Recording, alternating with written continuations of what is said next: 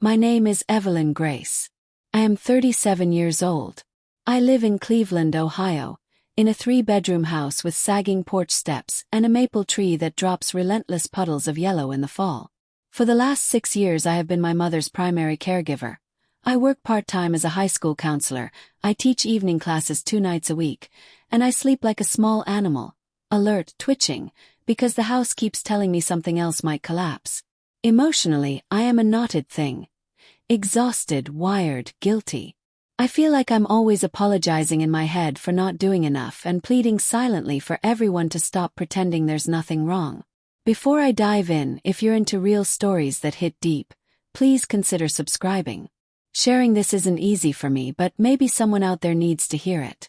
The dinner that changed everything was not a holiday, not a celebration, just a Tuesday, but my mother made roast chicken because she said watching the meat turn in the pan calmed her.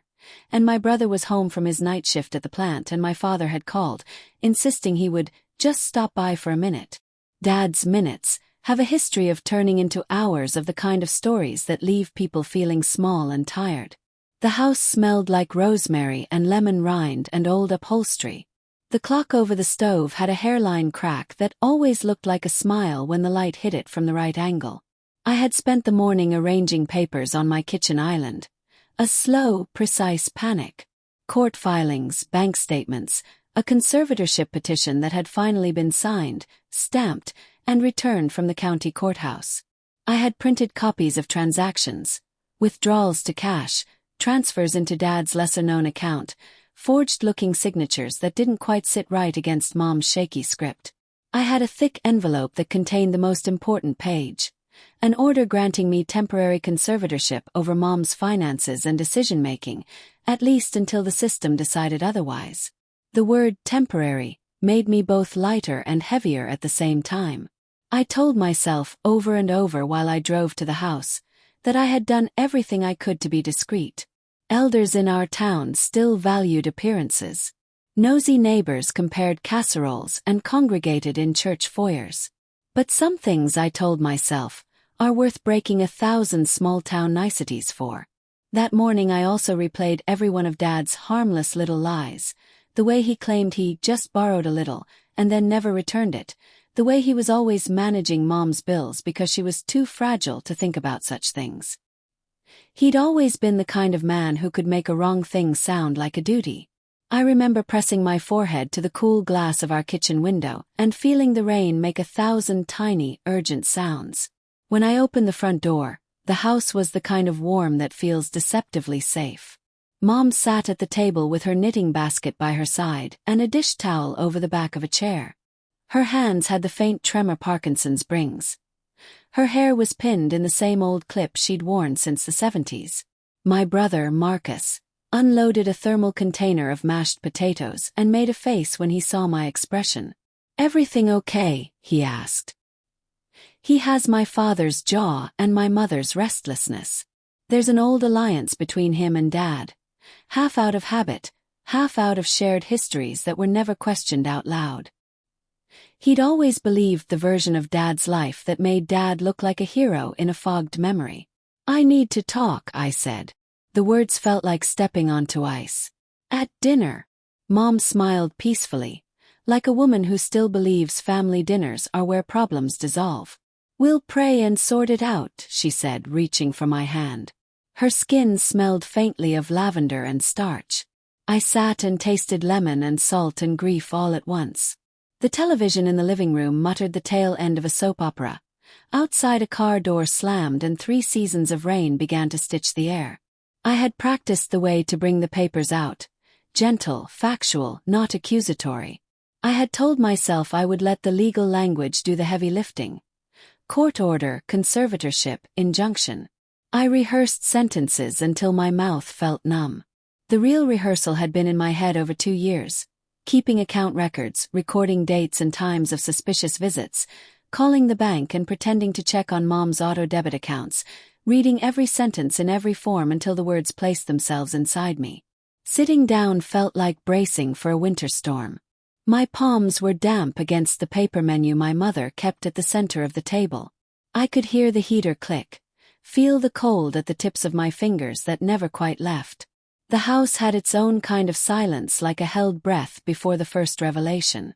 I told myself once more, you are doing the right thing even if it hurts. I don't want to make this sound like a headline or a moral victory already claimed. There was fear threaded into everything.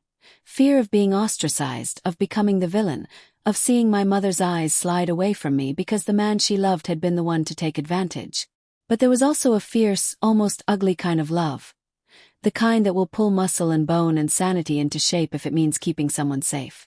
That night, as the plates were passed and gravy steam curled in the air, I slid the first folder across the table toward my father. It made a paper slice sound into the otherwise ordinary clatter of dinner. Everyone's conversation folded inside that sound. The room went silent, like someone had pulled a blanket over all the noise. For a few suspended seconds I thought no one would move. The mashed potatoes sat half covered in gravy, and a steam plume hovered like an unanswered question. My mother blinked slowly at the envelope. My father looked at me the way men look when a small accusation begins to crystallize into something larger than their control. I put the court order on the table like a flat, calm stone. I slid the bank ledger beside it, columns of dates and amounts and a line of withdrawals that felt like needles. The conservatorship paper had a county seal stamped in blue ink. It said my name, Evelyn Grace Carter, and it said temporary conservator, and it had the judge's signature like a small, decisive stamp of law against the hairline cracks of our family history. Dad leaned back as if the chair had been a knee and he needed to get steady. The smell of his cologne, pine and an attempt at civility, bloomed in that close air. He opened his mouth and the first sound was a laugh that didn't reach his eyes. "Evelyn, what, this is a joke," he said. His voice was the one that used to narrate our worst moments and politely sanitize them afterward. "You took Mom to see some lawyer, huh? You always had to be the smart one, didn't you?"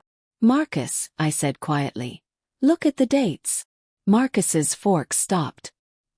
He stared at the columns like they were a foreign language. "This can't be right," he said. "Dad couldn't have." "He did," I said. I tried to keep my voice steady. "There are transfers, monthly, straight into his account. Small amounts at first, then larger ones. And there are checks with signatures that match Mom's name but not the way she signs anymore." I took copies to the bank. We filed for temporary conservatorship because I couldn't get him to stop in Mom's account. Our funds for the house for her meds were disappearing. My mother's hands found each other at the table, fingers knitting without needles. "I didn't," she whispered, and then the line dissolved into a hitching breath. Her eyes, unfocused, pleaded for explanation and for the version of life where the people you trusted didn't hurt you. Dad slammed his palm on the table. The sound echoed, as if to prove he had been wronged. "You stole into our lives. You put things in motion, what? With the county. Without talking to us. To my own family." His words ricocheted with the old familiar grievance that ownership itself had been stolen. "Father," Marcus said, a defensive triangle forming midway between them. "We are a family. You don't need. Don't father me," Dad spat. "You're always on her side."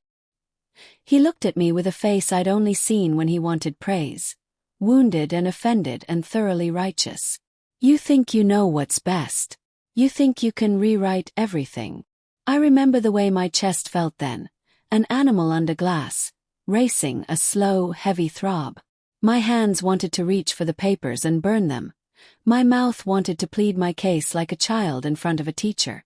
Instead, I read aloud the line items one by one, letting the numbers speak. June 15th, $1 $200. July 2nd, $3 $450. August 9th. A cashier's check for $6,000 to T. Carter. September 1st. Monthly withdrawal $800. October 21st. Wire transfer to account ending 8921. Your chest learns how to do the thing lungs do when you are presenting the truth like evidence. There's a tightness, a sort of professional tremor you teach yourself because your body wants to crumble and your voice can't. Marcus's face shifted. The color seemed to leave him. "Dad," he said, not so much accusing as pleading. "Were you using that money For the house. For Mom's care. Dad looked like a man trying to remember which version of himself he was supposed to be. The room held its breath. He said the thing he always said when things got too close to being true. I was helping. I was arranging things. Arranging things without telling her, I said, and felt the words like stones. Withdrawing our escrow. Moving money to help pay off your debts. Signing checks in her name. You told the bank you had power of attorney. They transferred access. You told her she couldn't understand the statements. You kept telling us she was too fragile to make choices. You moved the house.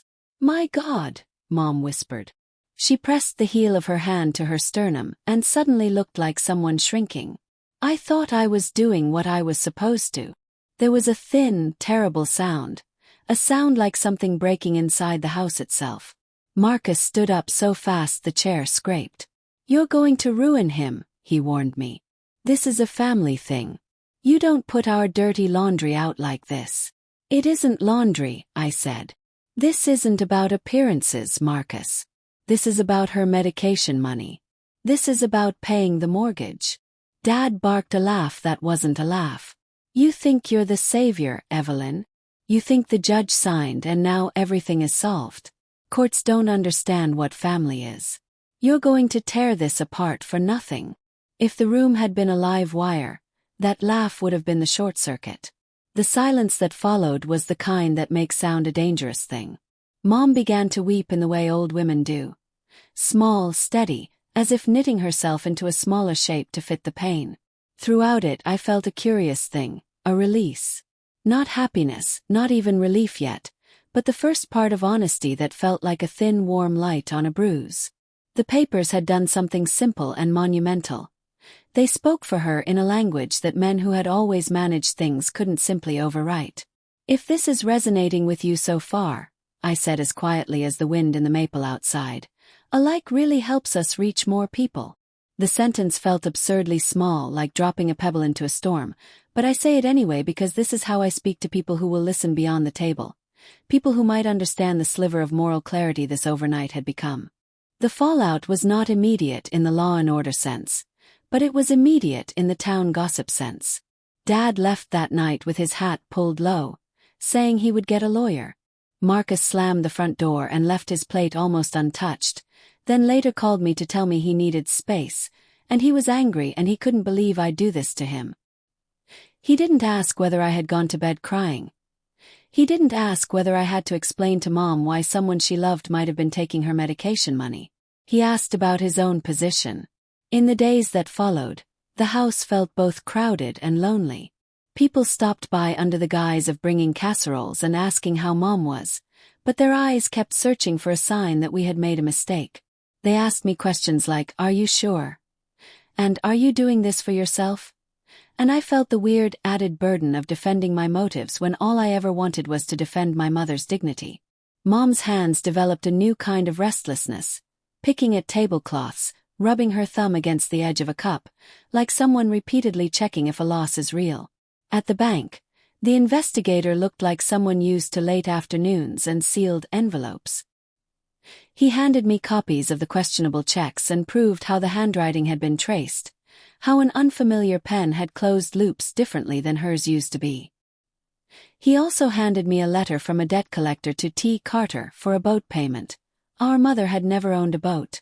Sometimes, he said, when someone has power of attorney, lines get blurred. Sometimes not.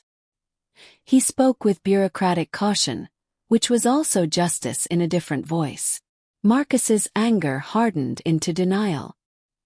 He insisted the money had been communal, that Dad had always handled things, that Mom hadn't known. I watched him fight for a narrative that made him safe, and then watched the strain crack him like overused wood. He'd always wanted to be on Dad's team because it meant there was a captain and an order. Now the captain faced evidence, and emotional loyalty doesn't always survive the introduction of legible numbers. At night, after the lights had been dimmed and the heating vents exhaled their last sighs, I would go into the kitchen and take the papers down from the drawer because sometimes I needed to feel them in my hands like proof that I hadn't succumbed to cowardice. I felt guilty for that. You can be legally right and morally messy at the same time. You can compel a family's anger and still love it. That paradox lived inside me like a live coal. Dad called and left a message that was more a performance of hurt than a request to open a conversation. "You forced this on me," he said into the recorder. "You took my role away. The court doesn't belong in family." He called me bossy and judgmental and ended with, "You'll see, Evelyn. One day this will look different." But then the bank called again and said, "We're freezing outgoing transfers until we review these fraud alerts." The social worker from Adult Protective Services came with a folder and a careful expression, listening to Mom say things about how confusing bank statements could be and about Dad's thoughtful interventions. The woman from APS had the patience of someone who'd been in rooms exactly like this before. She said, "We see a lot of quiet exploitation. Sometimes it's shock when the truth is obvious. Sometimes it's betrayal. You did well to bring this forward." The quiet of the house changed. It wasn't that the silence was gone. It had been rearranged. It was now the kind of silence that holds room for argued-through truths. Sometimes at 2 a.m, I would wake and feel the absence of the old, easy peace. I would stand at the kitchen window and watch the trees press themselves to the dark glass and think about the price of truth. I would hear my mother breathing in the next room and be ready, always, to wake if she called. "Has something like this ever happened to you?" I asked once during a small online live stream, my voice smaller than I've ever felt in public. Feel free to share in the comments. I'm reading everything. People wrote in short stories of bank fraud, of relatives who'd used kindness as a mask. People wrote that they had been judged for doing the hard thing. People wrote that they finally took action after watching a video like mine.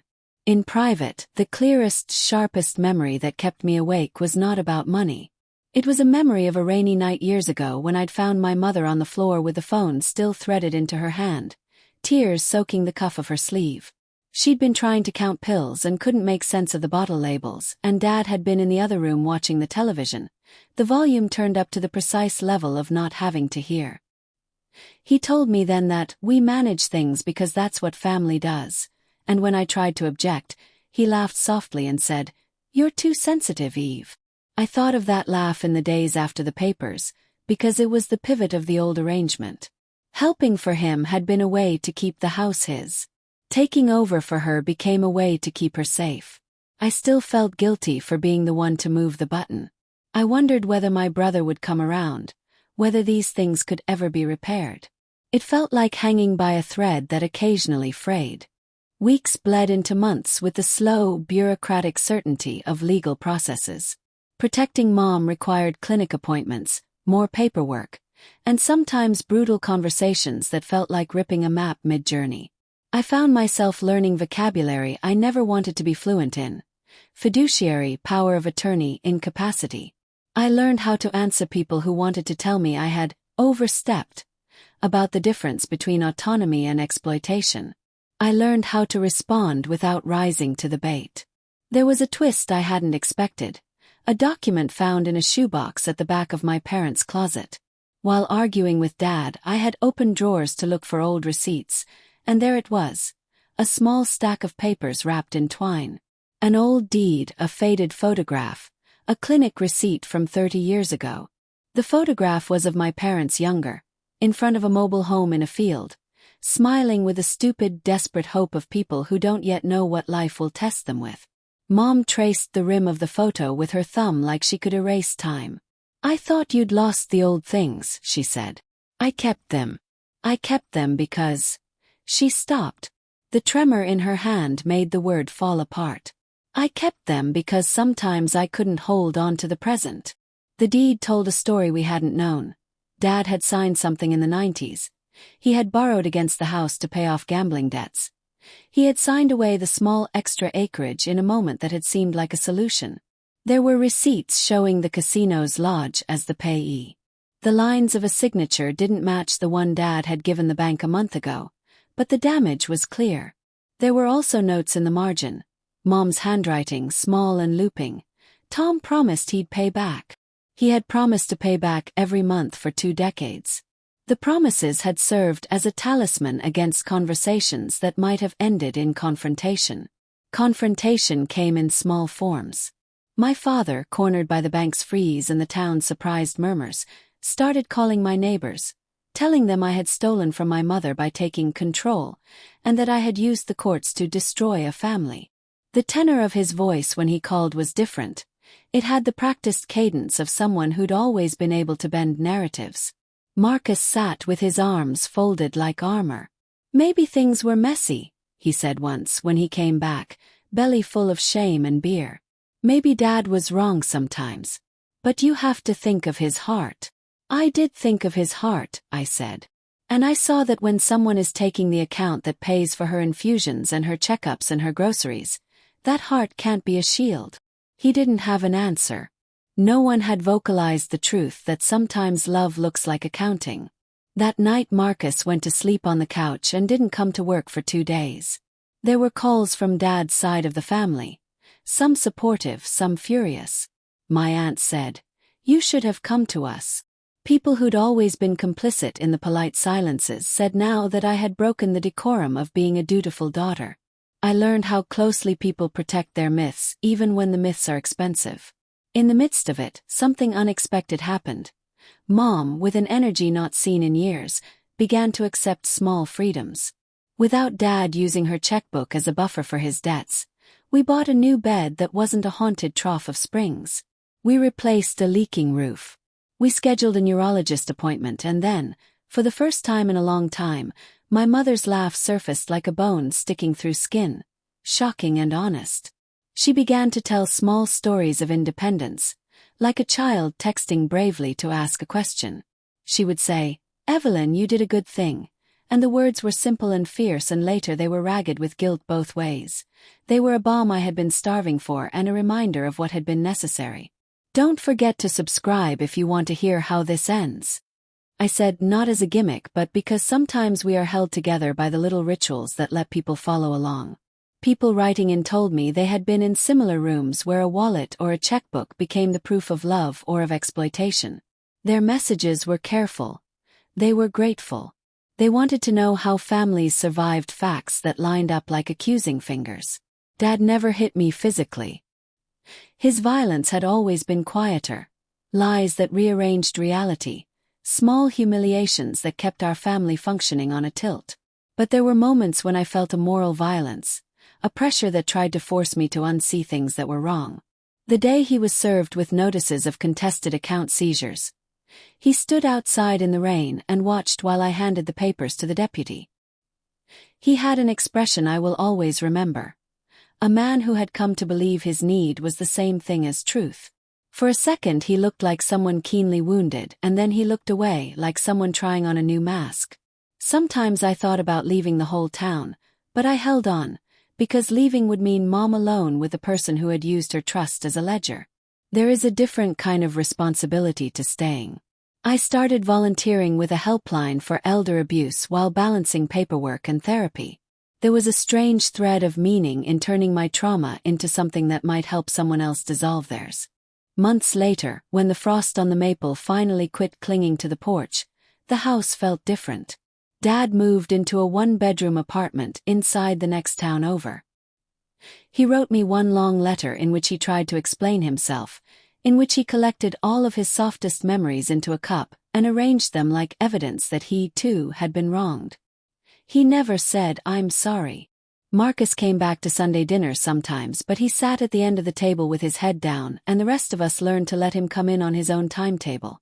The bank's investigation concluded that Dad had committed financial exploitation. He wasn't arrested in a cinematic way. There was no dramatic handcuffing scene, no public trial that split the town, but there were legal consequences. Restitution orders that would take years to pay, community service, and a public record that now existed. To some neighbors, Dad slowly became the man with a story about gambling and poor decisions. To others, he would always be the man who'd helped his family manage. Society is messy about villains and victims. They can be the same person in different lights. My mother improved in a way I had not believed was possible. Not magically. She still forgot names and sometimes the morning of the day, but she stopped spending hours staring at a bill. She started going to a local senior center, where she took a watercolor class and came home with colors on her fingers that stained the dishcloth. She would hold my hand now and say softly, "I don't know how I let him do it." It wasn't a question I had an answer for. Often it is not the absence of moral sense that allows exploitation, but fatigue, love, trust. Complex ingredients that conspire to make people blind. I learned that saving someone rarely looks like a storybook rescue. It looks like invoices and signatures and lawyers and the awkwardness of having to be the person who insists on unpretty truths. There were nights I cried for what we had lost. The old rhythms, the ease of a dinner that didn't need to be a confession. There were nights I cried because I could feel the weight of having to assume the mantle of truth. But there were mornings, too, where my mother laughed with her own mouth and not into a shadowed memory. And that was worth an entire catalogue of sleepless nights. I'm still learning how to forgive. Forgiveness is not a tidy box I put away. It is sometimes a sentence I say to myself each morning that goes like this: I forgive you for being human. I do not forgive you for stealing her money. Boundaries are the architecture of care. You can love someone and still keep them from tearing your house into bills. If you stayed with my story to the end, thank you. If this moved you, please consider subscribing, sharing, or leaving a comment. Your quiet acknowledgement helped me be brave in small steps. If you are facing something like this, document everything. Speak to a lawyer or an advocate. You are not betraying anyone by protecting your parent from harm. You are choosing a different kind of loyalty, the kind that protects. I do not claim to have healed all the wounds. The house still carries echoes. But sometimes in the evenings, when the light slants through the kitchen and paints the table in gold, my mother and I sit with cups of tea and talk about the weather.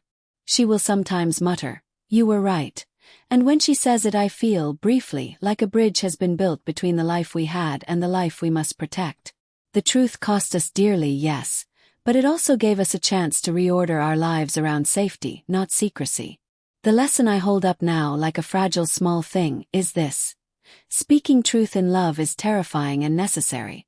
Protection sometimes looks like betrayal to someone who wants the old story to remain. But family is not a safe house for wrongdoing. If the cost of truth is the end of an illusion, then sometimes the cost is worth paying, if paying it means someone can keep their dignity, their medication, and their laugh. If this story resonated with you, please feel free to share in the comments. I'm reading. And if you need help finding resources for elder financial abuse, reach out. I'll do what I can to point you in the right direction.